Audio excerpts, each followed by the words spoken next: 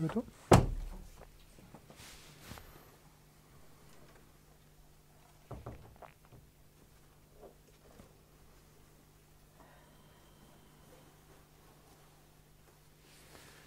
So we'll start with some chin raising mantras. It'll just take a minute or so to just quieten the mind. Just 1 or 2 minutes silent meditation, then we'll do some chanting.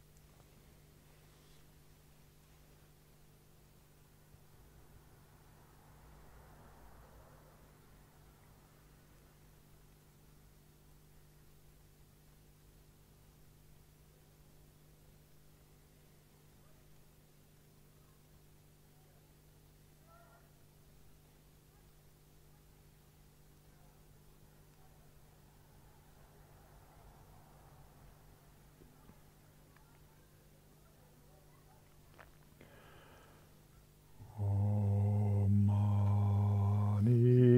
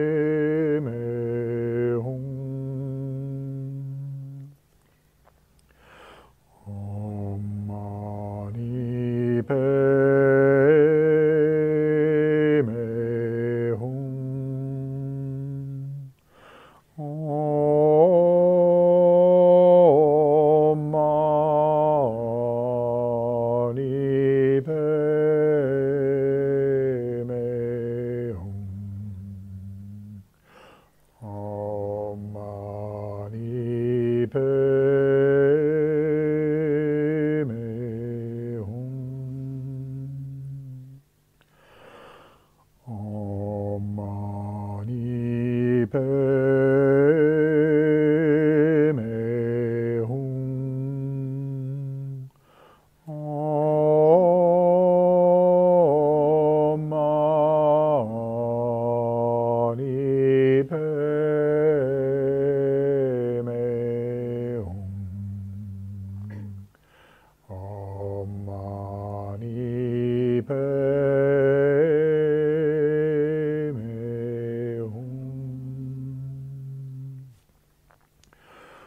Om mani pe me hum. Om mani pe me hum. Om mani pe me hum.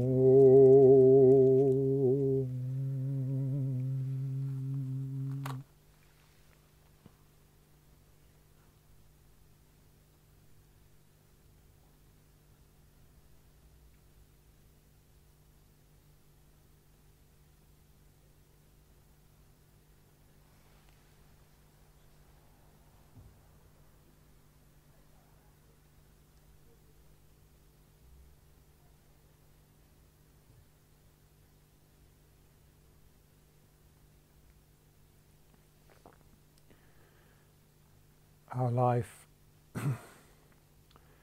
begins and ends with suffering.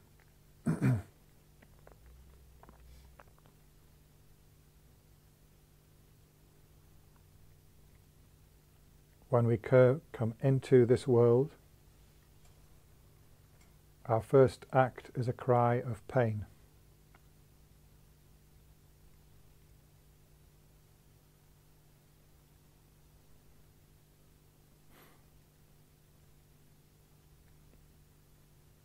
As an infant, we don't understand suffering. Pain comes out of nowhere.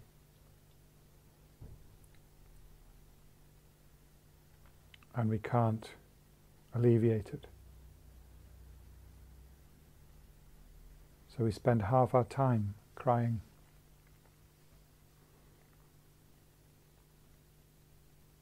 Physical pain, this nappy rash, teething, becoming ill, injuring ourselves.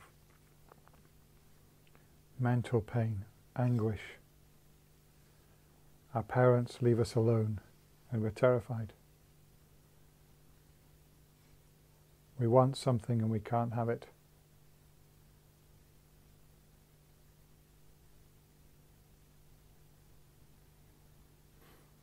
Our life is full of suffering. And we begin to grow. We learn to walk and we fall over. Our desires become more intense. We throw tantrums, crying and screaming because we can't get what we want.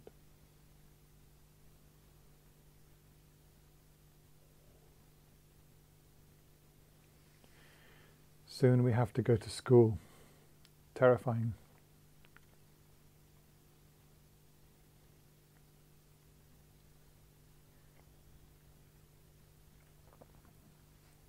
Unless we're quite fortunate, we experience being criticized, even punished for not doing things right. And again, sickness, the sicknesses of childhood, the fears, night terrors, frustration,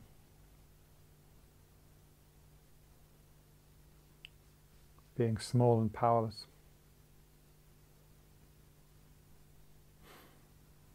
And we enter into adolescence, all kinds of emotional pain, mixed up.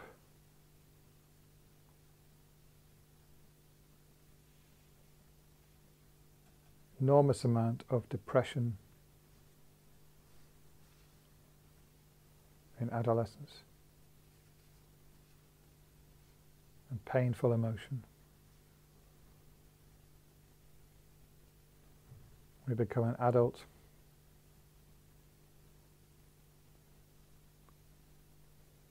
We have to take the responsibility for our own lives, come up against all kinds of problems. The emotional pain doesn't go away, it just changes. Relationships, we hope for that bliss of finding someone that we can be with. Very soon we experience disappointment, emotional trauma, conflict.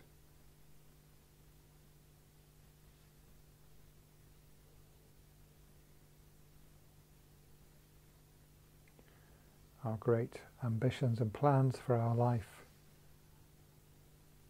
may be thwarted. We start to realize we may not become whatever wonderful self-image we've created.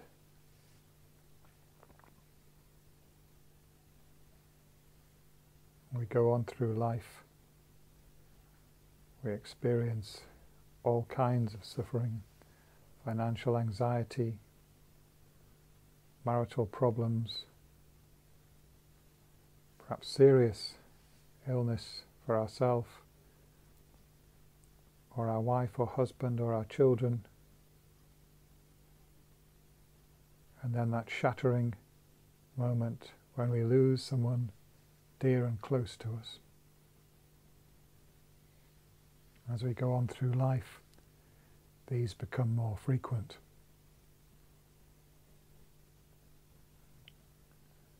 And our youthful body starts to slow down, break down more frequently.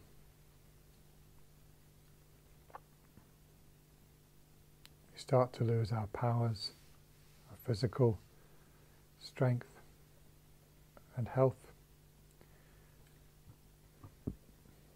our youthful appearance.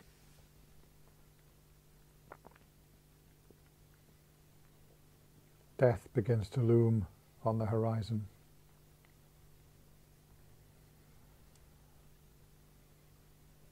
We start to realize that those great ambitions we had may never be realized. That can cause tremendous mental suffering.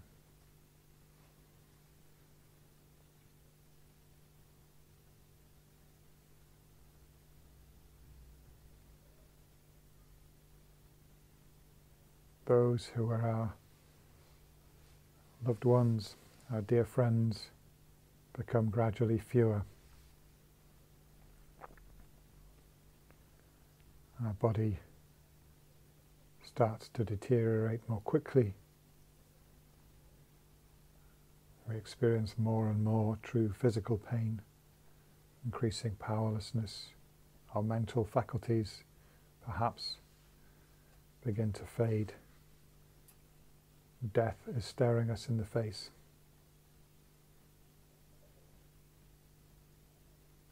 This can be utterly terrifying. A sense of all the joys of youth being behind us. More and more, all we have to look forward to is those three terrifying words of the Buddha: old age, sickness, and death.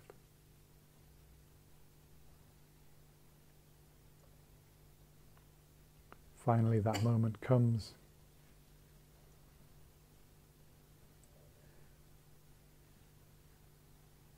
As Shantideva says, we are stricken by the disease of great panic as we are clasped by the physical forms of the frightful messengers of death. Such is the terror of losing this body for someone who has not practiced to overcome attachment to the body.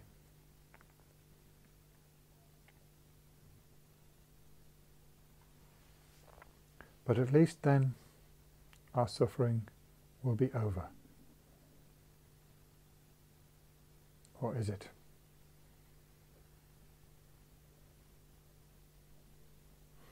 If the Buddha's teachings are correct, we cannot escape suffering so easily. Our mental continuum has not gone out of existence. It still carries with it the karmic imprints of our past actions. If we haven't practiced Dharma, practiced the spiritual path, practiced moral discipline, mindful awareness and wisdom,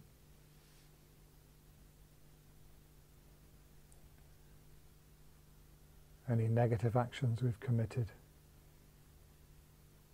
may now ripen, whether in this life, the actions committed in this life or in past lives. Ahead of us may lie the unimaginable sufferings of the three lower states of existence. As an animal, subject to being torn apart by predators or slaughtered by humans.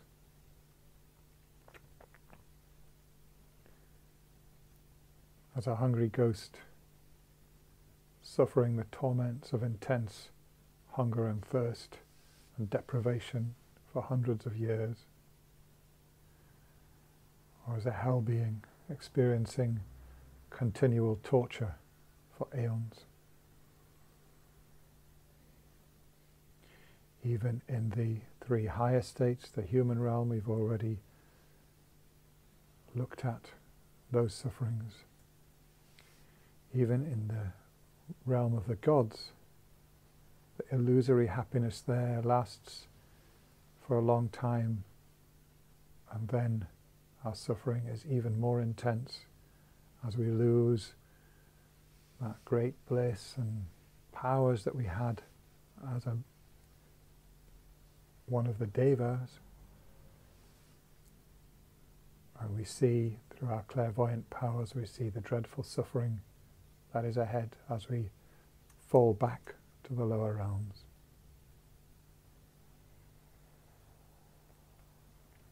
The Buddha and all the great masters of Buddhism have shown us that this world of samsara is a frightful prison. The Dalai Lama says we live in an ocean of suffering whose depth and extent cannot be measured, and where we are repeatedly attacked by various kinds of sufferings as if by shoals of sharks.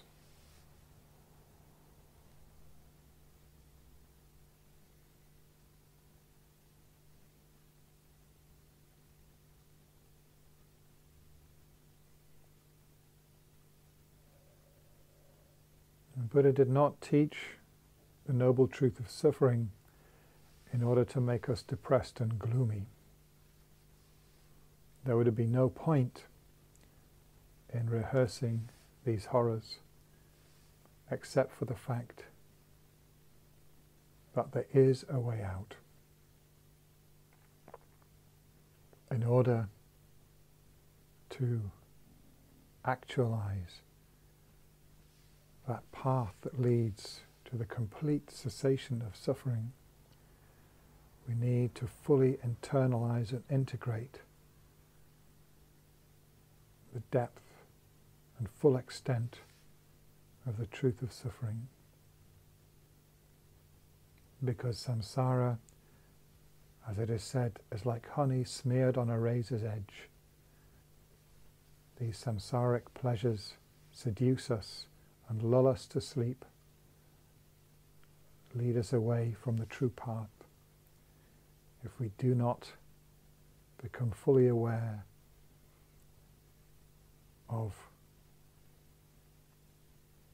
the full force of the noble truth of suffering, then we will not have sufficient motivation to exert the effort needed over a long period of time to completely transcend suffering, to attain nirvana, either the nirvana of the Hinayana Arhat or the final ultimate nirvana of Buddhahood itself, wherein not only are we free from suffering, but we gain the ability to free all others.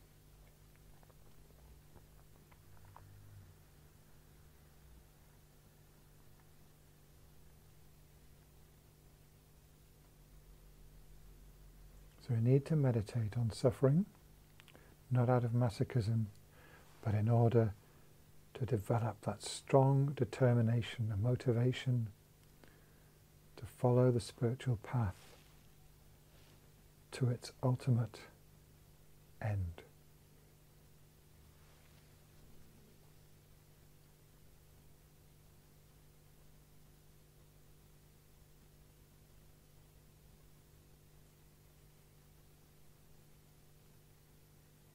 Strangely, this meditation on suffering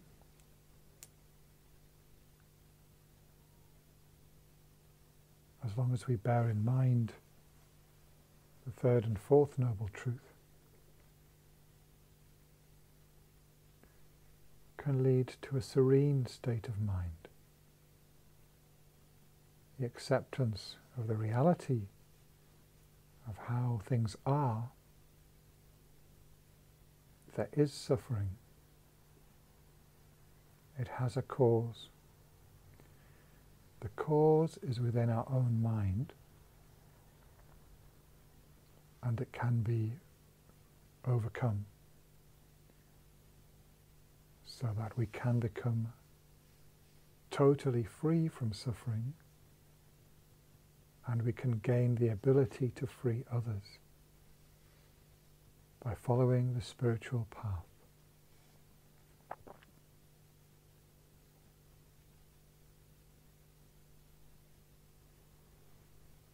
This is the teaching of the Enlightened One.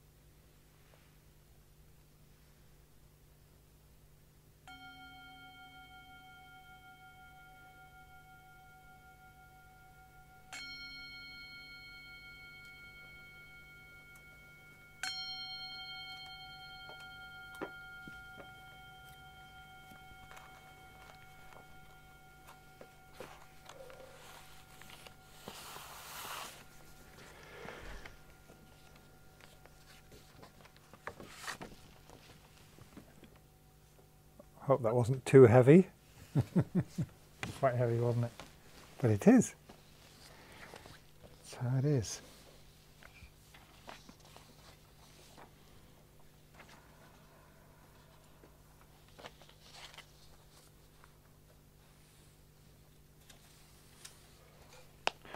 So we were talking about pervasive suffering. That's where we left off. Yeah.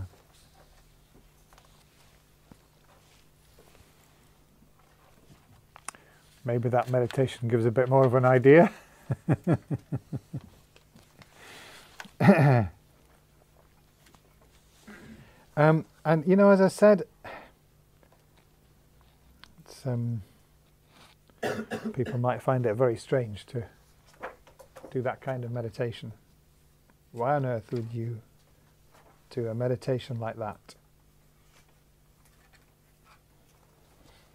And it makes no sense, obviously, except as, when we relate it to the Four Noble Truths as a whole. Because, you know, I mean, one reason for doing the meditation is simply that that is how things are.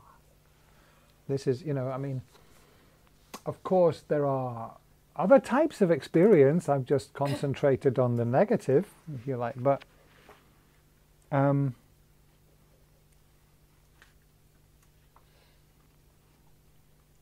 the same time, you know, it's the unvarnished truth, isn't it? I mean, that's, we will want to run away from that truth, that there is suffering for every stage of our life. And if we accept, you know, karma and rebirth, then it doesn't stop when we die. But there is another possibility. So looking at pervasive suffering in this way, you know, life is pervaded by suffering. I mean, one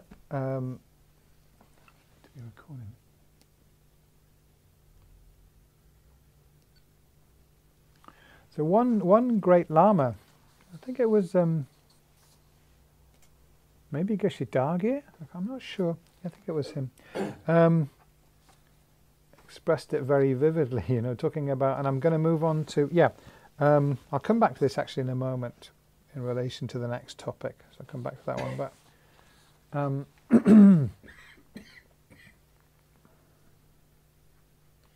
this pervasive suffering can seem sort of a bit refined and abstract. Oh, it's just the direct perception of emptiness. It's not kind of really what we, you know, that's not really suffering. But what pervasive suffering, another way of looking at what pervasive suffering is it's like being in samsara. You know, we are in samsara, and so all those sufferings are lying in wait for us, you know. We have already experienced the ones that I talked about, which are, all of those experiences are common to practically everybody, aren't they? The ones I talked about within this life. And that's a pretty heavy number when we think about it. We don't always think about it that way, but you look at your life in that way, it's really, do you want another life like that with all of those kinds of sufferings? Of course you had happiness and joy and fulfillment as well, but, you know, but even more, you know, looking at the picture, the wheel of life, that is samsara. 6 realms of suffering, 6 different kinds of suffering, and they're all pretty terrible. It's not an exaggeration, you know, it really is. The problem of suffering is so deep and vast, and we don't kind of relate to it in that way, but it's only through facing that reality that we will be able to transcend it. And so when we, you know, when we do this meditation the right way, with that in that spirit of, I need to face the reality that I am involved in, I need to have a realistic picture of it in order to know what to do, in order to be able to respond to that, then the result isn't misery and gloom. The result is actually different. And the reason, I think, is because already by doing that, you are moving, you know, out of suffering by as the Buddha said, what do we need to do with this truth of suffering? We need to understand it. We need to come to terms with it. We need to relate to, this is the reality of our life. So, if you think I've exaggerated it too much, well, you do the meditation yourself. Look at your life and very honestly and look at the suffering and kind of get the measure of it. Come to terms with it. It's like facing up to it, isn't it? It's a very kind of,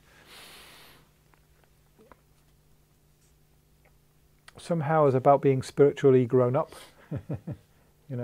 This is how things are. This world, whatever wonders and joys it may contain, also contains awesome amount of suffering. And so to really sort of become spiritually mature, we need to be able to take that on board and accept it, and then we can start to move beyond it. So pervasive suffering, and it's referred to in the sutra at the end of this the section on suffering, where the Buddha says, in brief, the 5 aggregates of attachment are suffering. That is to say, the body, the feelings, perceptions, mental, it's a difficult one.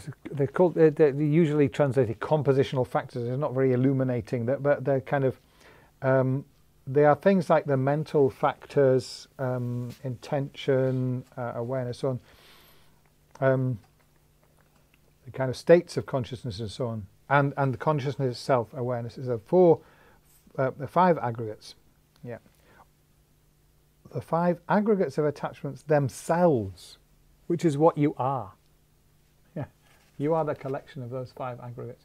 That itself is suffering.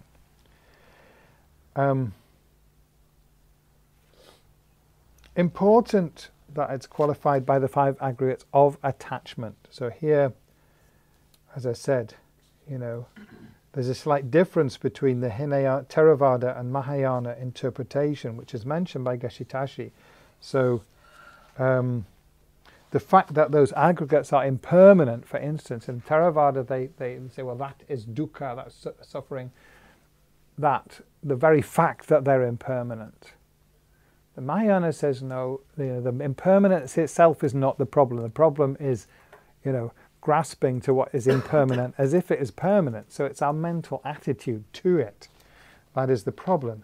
So we talk about the 5 contaminated aggregates. Suffering arises from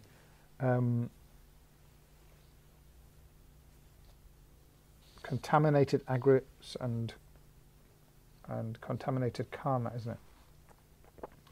So they are contaminated by self-grasping, by fundamental ignorance, the grasping to a view of the self as being self-existent, existing from its own side. That is what we call self-grasping or ego-grasping. And on the basis of that self-grasping, then attachment and aversion arise. So sometimes, so attachment, aversion, ignorance, or greed, hatred, and delusion. These are the 3 poisons, and the 3 creatures in the middle of the wheel of life. The snake, the cockerel, and the pig represent those 3. The snake represents hatred. The pig obviously represents greed, and the cockerel represents delusion. Quite graphic. So they're in the center there because they are what is producing this whole, world, this whole kind of vast realm of samsara, pervaded by suffering. I thought it was the cockerel that was greed and that the pig was delusion.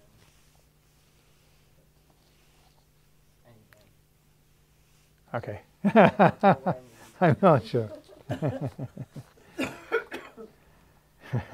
Yeah. I'll check on that, Jen.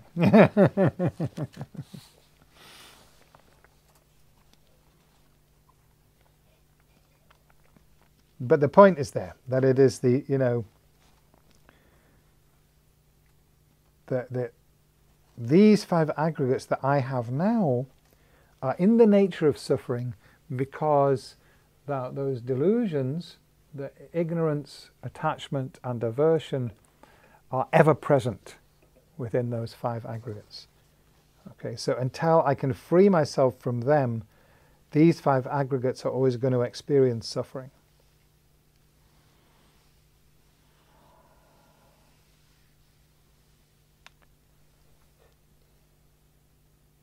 So the form aggregate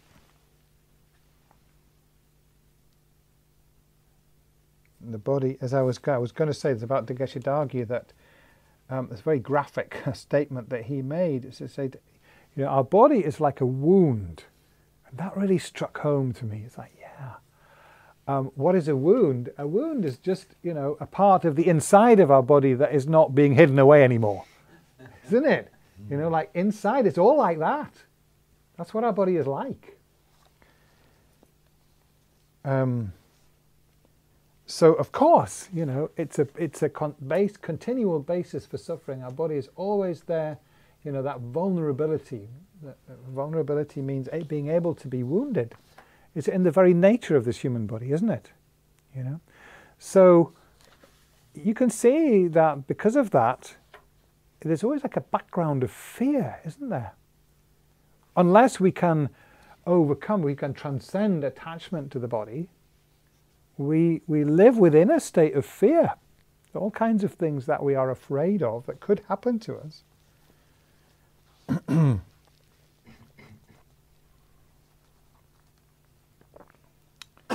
Feelings.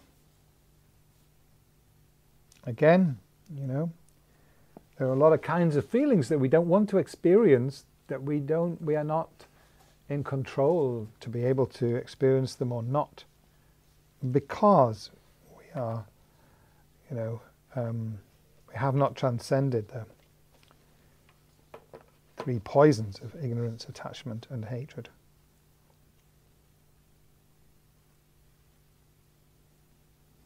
The third one is a perception, or the aggregate of discrimination. In other words, yeah, the perceptions. So we, you know, as we move around the world, we identify and label things as this or that, and then we become attached to or averse from those things. So they are also that aggregate. Also, as long as we have that mental factor attachment to I want this, I don't want that. You know, when we have a preconceived idea, an expectation of how things should be, they're supposed to be, and if we don't get that, we experience suffering. So that aggregate is also continually is a basis of suffering, as long as there is ignorance, attachment and aversion. The fourth aggregate, called compositional factors or mental formations, consists of the mental factors that are involved in our mental reactions to things and events, including the important factor of intention or volition, which acts as the basis for karmic actions. So those mental factors are the emotions, yeah, and intention. So and the emotions, like, you know, they fear, anger, jealousy, and so on, and attachment. They themselves are suffering, but they also create suffering because they motivate us to carry out negative actions. And then the fifth one, the consciousness itself, refers to our awareness of things through the 5 senses and the mental consciousness which apprehends everything other than external objects. Consciousness itself, interesting. So how is that suffering? I mean,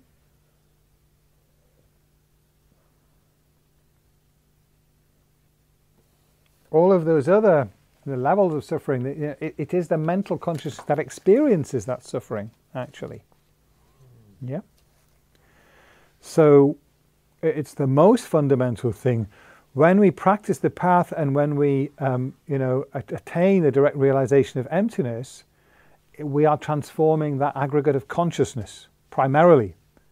So when that consciousness is able to perceive emptiness directly, in that moment, the suffering is completely absent.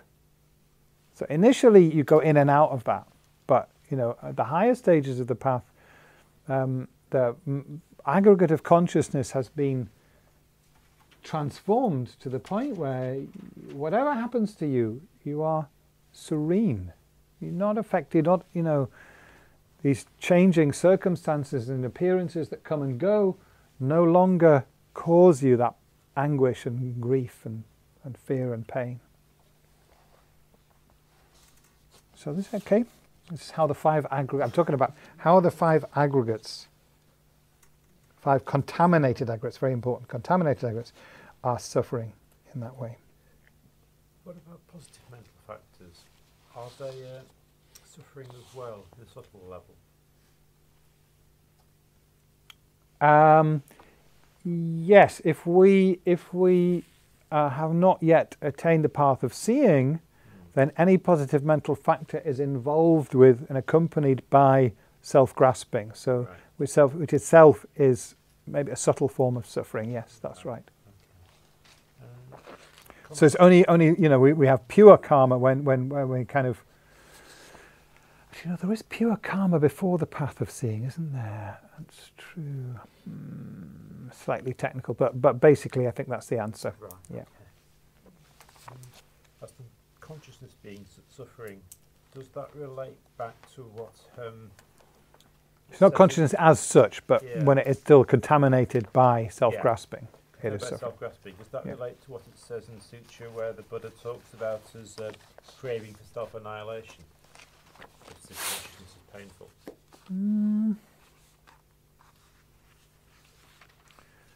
Well, craving for self-annihilation. The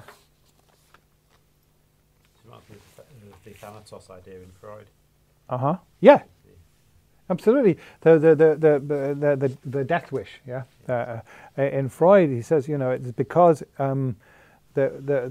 because life is pervaded by suffering. Yeah. Therefore, there's a part of us that doesn't want to live. We want to be we want to kind of be free from the sufferings that are involved in life by dying and passing out of existence, becoming kind of like going back to the mineral realm. Freud talks about, doesn't he? Yeah. A mineral level of existence. Well, the trouble is that it doesn't work. We can't.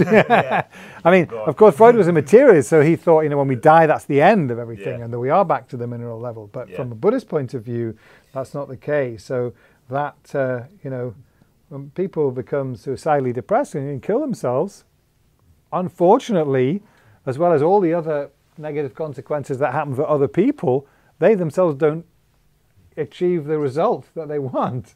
Because it continues, from a Buddhist point of view, the mental continuum continues, and they haven't solved the problem, so they will continue to experience the suffering results, including the suffering results that are negative, because it's a negative action, extremely negative action. Usually, I mean, depends on the circumstances and the motivation, but normally, especially. I've heard that in the Catholic tradition, which is full of guilt, but why is it considered a negative action in the Buddhist tradition? Suicide? For many reasons. Normally speaking, it's going to cause a great deal of suffering to other people. Yeah. You have, if you created, you have this, maybe in the human realm, you create this human body and mind through a great deal of positive actions. You're destroying something which is the product of virtuous actions and which has the potential to do good.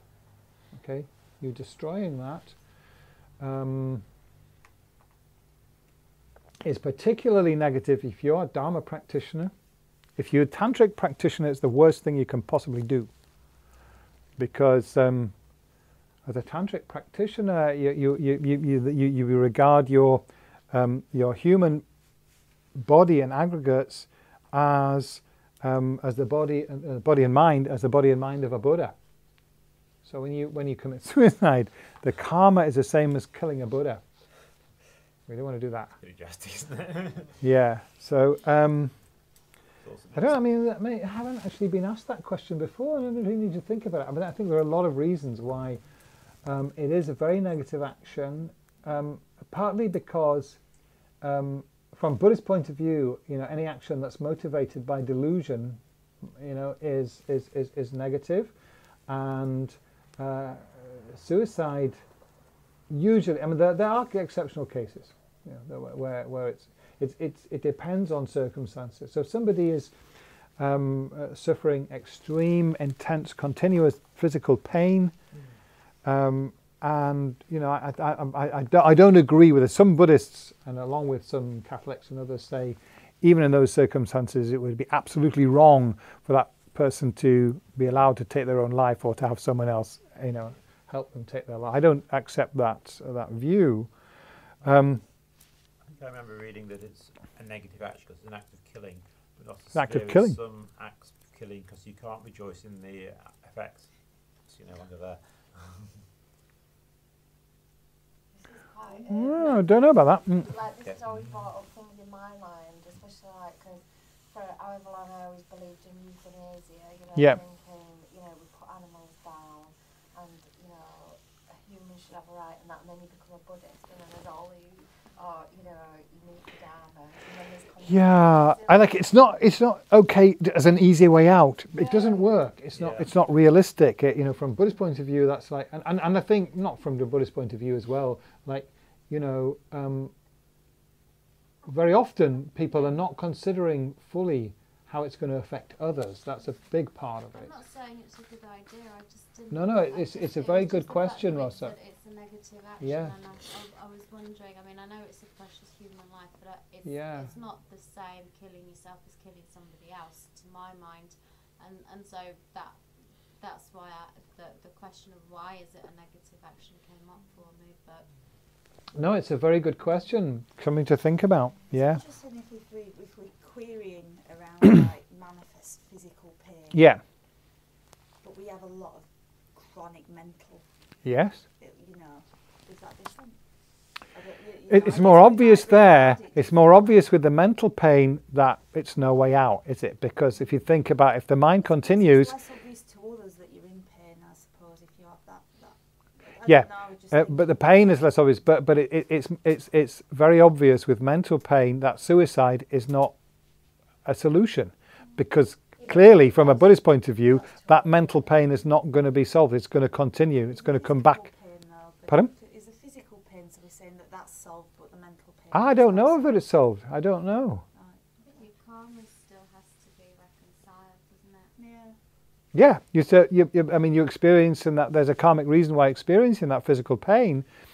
So you're not cancelling that karma out I'm by just killing asking yourself. that with you saying there's a sort of mixed view around when we've got physical pain. There is a mixed Yeah. view. I mean, I had to take my cat to the vet and watched it die, and it was pretty intense. But I felt like, well, that's the, I did feel I was doing the right thing. I was motivated by compassion. I knew that she was going to have to experience awful suffering if she lived for another few days. We knew that would be what happened.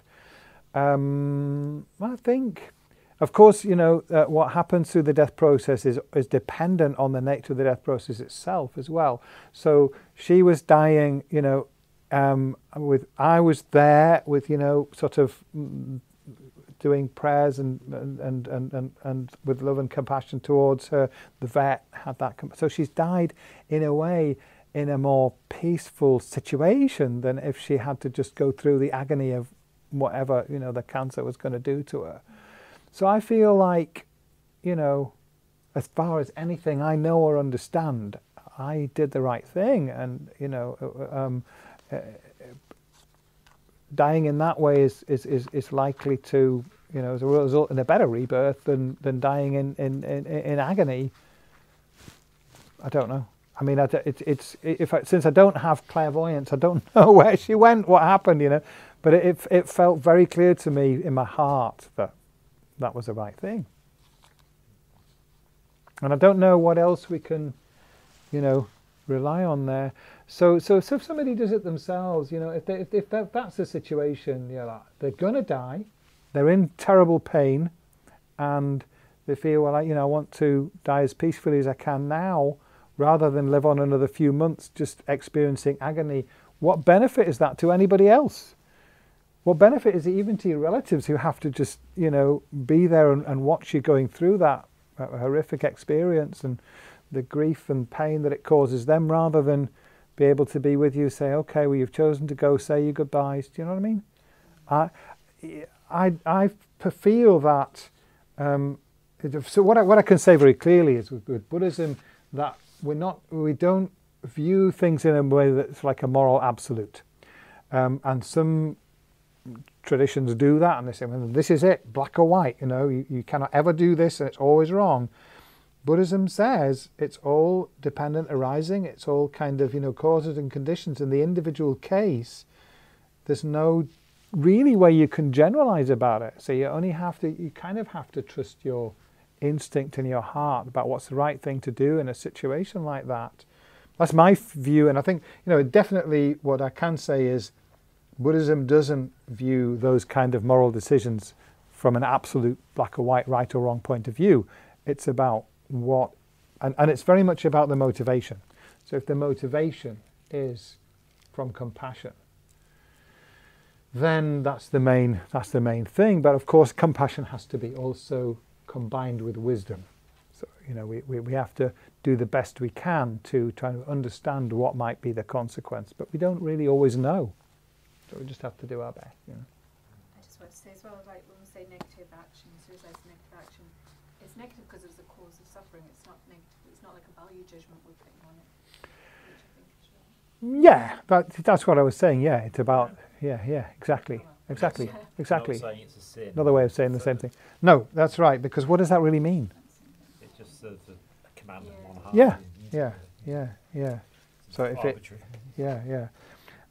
So if the motivation is to reduce and prevent suffering, and if that compassionate motivation is combined with wisdom, with some understanding, then I think that's kind of the best we are able to do.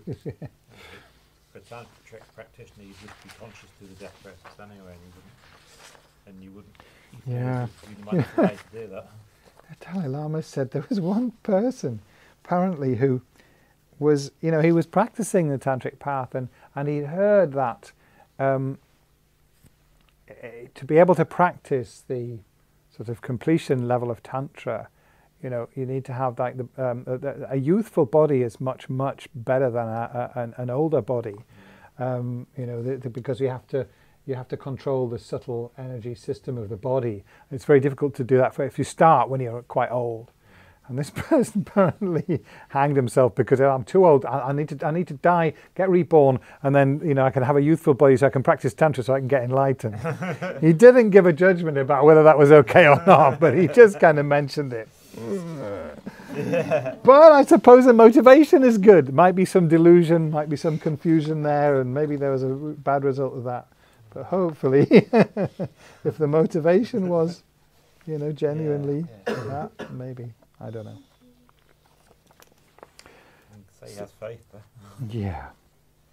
So I'm going to try and whip through the next topic, which is the four. I've called them the four characteristics of suffering. So these are what normally known as the four aspects. So the 16 aspects of the Four Noble Truths. There's four aspects for each.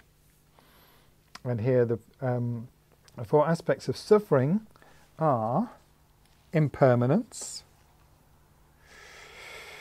So here's where there was the little debate between Geshe-Tashi and Walpola Rahula from the Theravada tradition, who said, that impermanence itself is suffering per se, whereas I would say perhaps, it is the attachment to impermanent things, therefore wanting them to remain permanent when they can't, Here's the problem.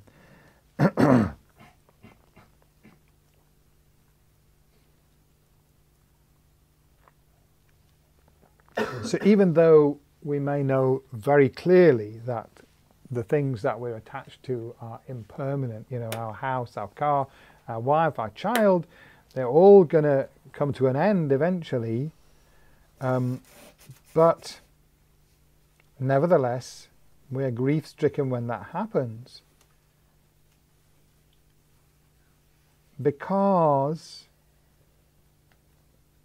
must be, that we want them to be permanent, but we know that that's impossible. So there's kind of unrealistic wish there. We, particularly, we don't want to die. We want to be able to. I want to be able to keep this body in a youthful form forever. It's never going to happen. So,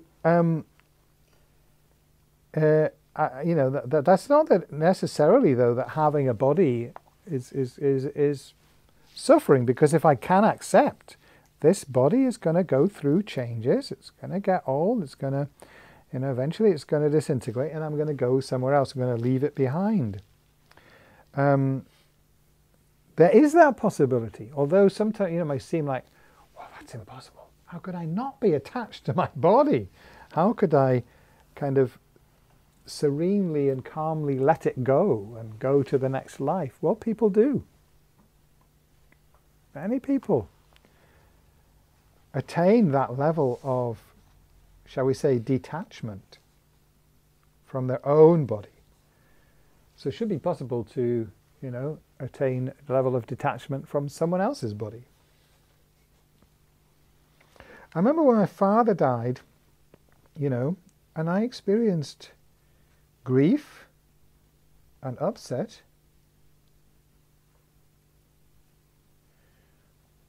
But also there was some kind of peace around the whole experience.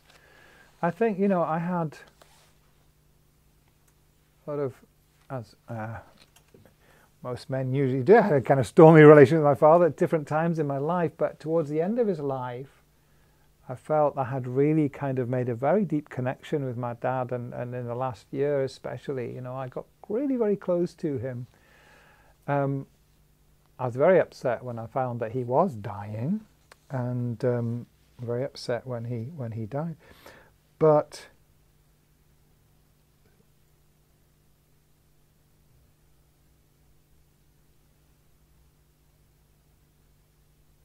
I actually missed his actual death. I I had to get up to Newcastle from Leeds, and I was kind of, driving up the motorway.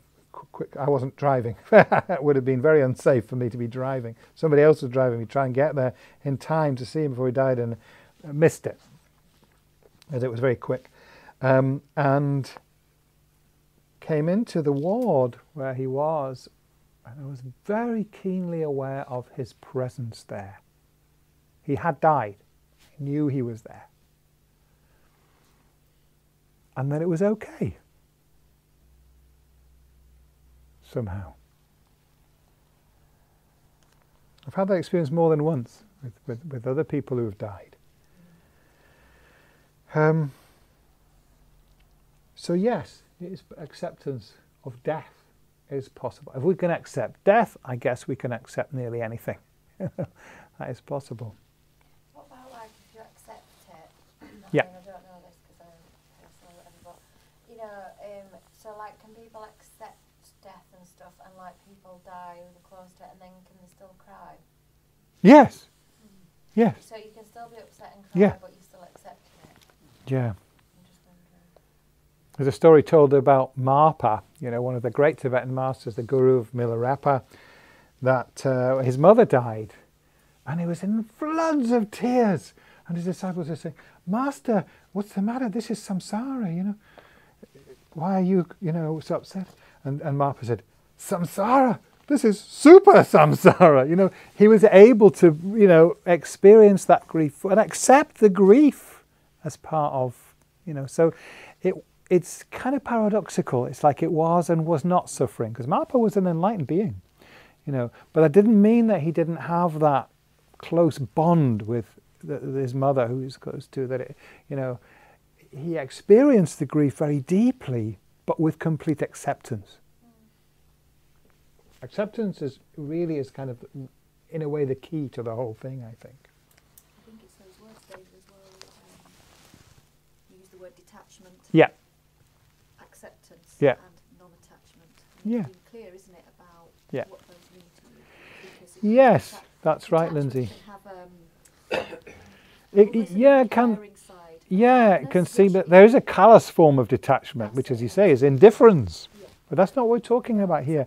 Equanimity is not the same as indifference. Equanimity is like, I can be with this experience fully and accept what is happening. And therefore, although there's emotion, but there isn't like fighting against the reality of what's happening. It's like, okay, that is how it is. And I'm feeling like I'm feeling, and that's okay. And then I suppose after, like when they have died, Mm.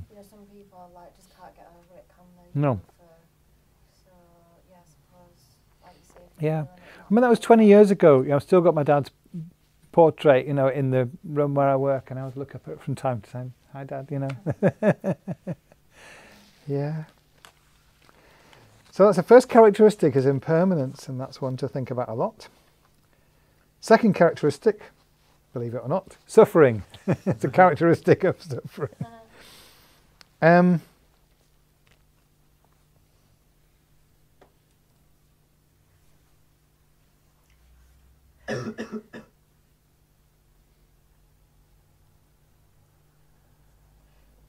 So this really kind of, I think, refers more to the pervasive suffering. That the final statement the Buddha says about suffering is that the 5 aggregates of attachment are suffering. So it's recognizing that, in some sense, it's true to say that these 5 aggregates that make up me possess the characteristic of suffering.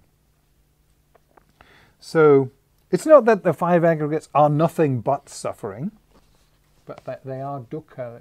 You could think of it as an adjective rather than a noun, that they have that characteristic of suffering. They have other characteristics as well, but that characteristic of suffering is ever present in these 5 aggregates, as long as they are contaminated by self-grasping. The third characteristic is emptiness. And the fourth one is what was the third one? emptiness. Emptiness. Right. And the fourth one is selflessness. Now here we have a bit of terminology trouble, I think. Because these 2 words, emptiness and selflessness, you come across them a lot in especially in this Tibetan Buddhist tradition. And I'm not convinced that they're used consistently to mean the same 2 things. Sometimes they are pretty much synonymous. But there are different levels of, shall we say, emptiness stroke selflessness. And here, in the way this topic is taught, according to Geshe Tashi, who I'm sure knows what he's talking about, in this context, emptiness, the third characteristic, refers to what is actually the most gross level of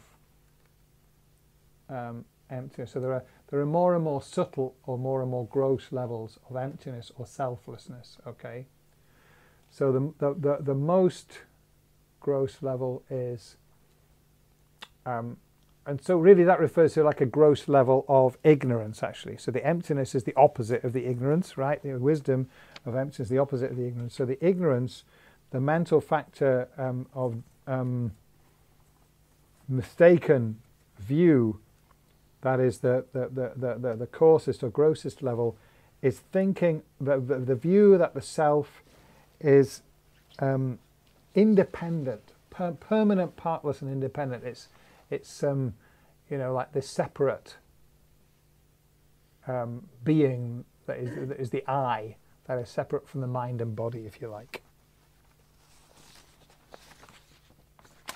So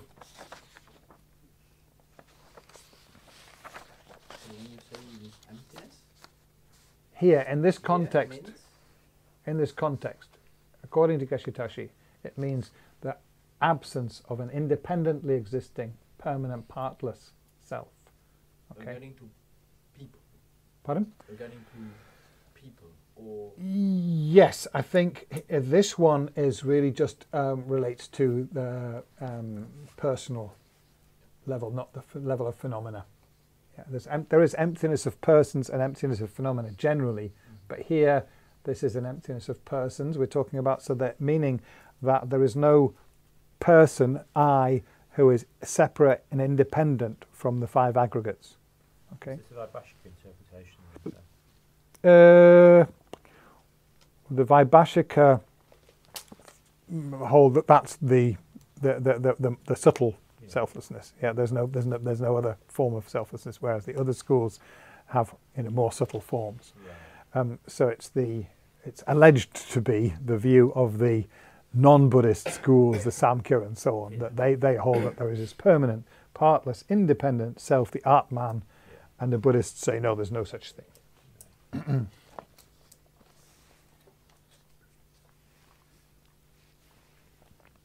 And holding that wrong view, is a very gross form of ego grasping, which creates gross suffering.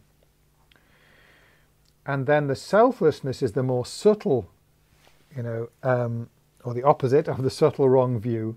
Okay, so the subtle wrong view of the nature of the self is that it is a self-sufficient or substantially existent entity. So not necessarily separate from the five aggregates, but it is one way of talking about it is it's like we think of the self, the me, as I am the controller of the mind and body, like the captain of a ship. Captain of a ship is on the ship, he's controlling the ship. There are different analogies that are given. So this is a slightly more subtle aspect of self-grasping. It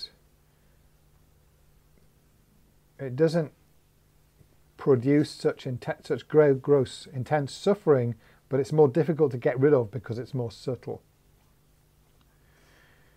And then there is the third level of, here we're using the word selflessness, but often this is referred to as emptiness. So the terminology is a bit unclear, but what is clear is that there are these three levels.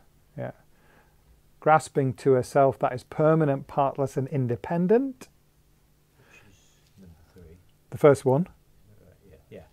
That's the gross level. Yeah. Grasping to a self that is self-sufficient or substantially existent. That's the intermediate level.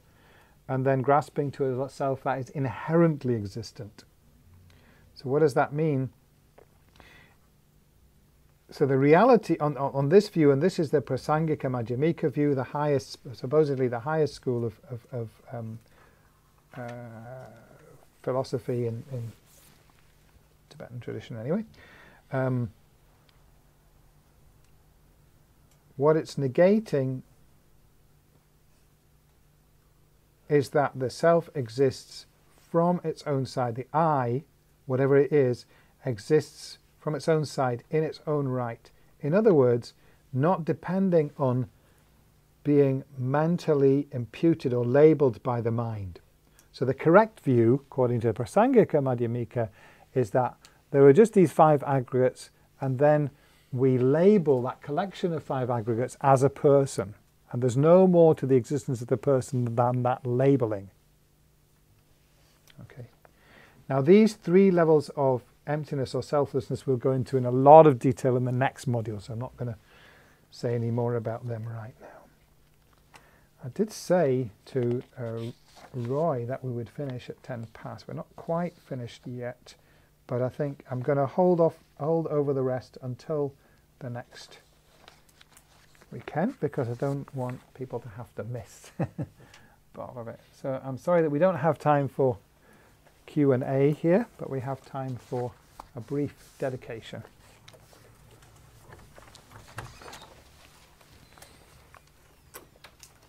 Page 23, isn't it? Yes. So just take a very brief moment.